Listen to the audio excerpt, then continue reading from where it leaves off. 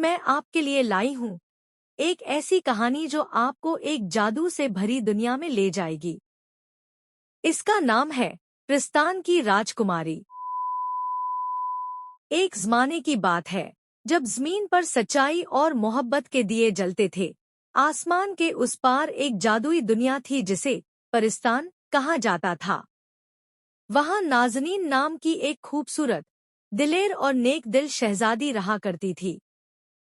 नाज़नीन के पर चांदनी जैसे चमकदार थे और उसकी हंसी में ऐसी शीरीनी थी कि फूल खिल उठते।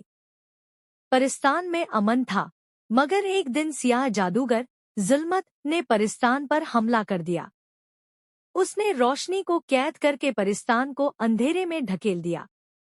नाज़नीन की माँ मलिका नूरजहाँ इस हमले में पत्थर में बदल गईं।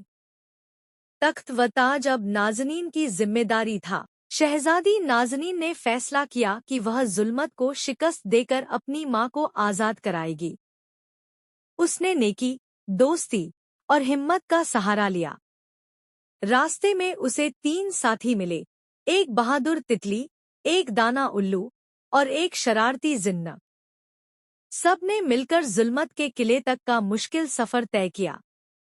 जुल्मत के सामने नाज़नीन ने तलवार नहीं, बल्कि मोहब्बत और रोशनी की ताकत इस्तेमाल की। उसने जुल्मत को उसके माजी का आईना दिखाया, जब वह खुद एक नूरानी परी था। जुल्मत की आंखों में आंसू आ गए और वह तायब हो गया। रोशनी लौट आई, मलिका नूरजहाँ दोबारा जिंदा हो गई और परिस्तान फिर से जगमगा उठा। शहजादी नाज़नीन सिर्फ एक हाकिम नहीं बनी, बल्कि उसने सबको सिखाया कि हकीकी ताकत तलवार में नहीं, दिल की रोशनी में होती है। आमोज़ इस्लामी और मिज़ाहिया कहानियों के लिए हमारे चैनल को फॉलो करें, लाइक करें, कमेंट करें, शेयर करें और बेल आइकन को दबाना ना भूलें।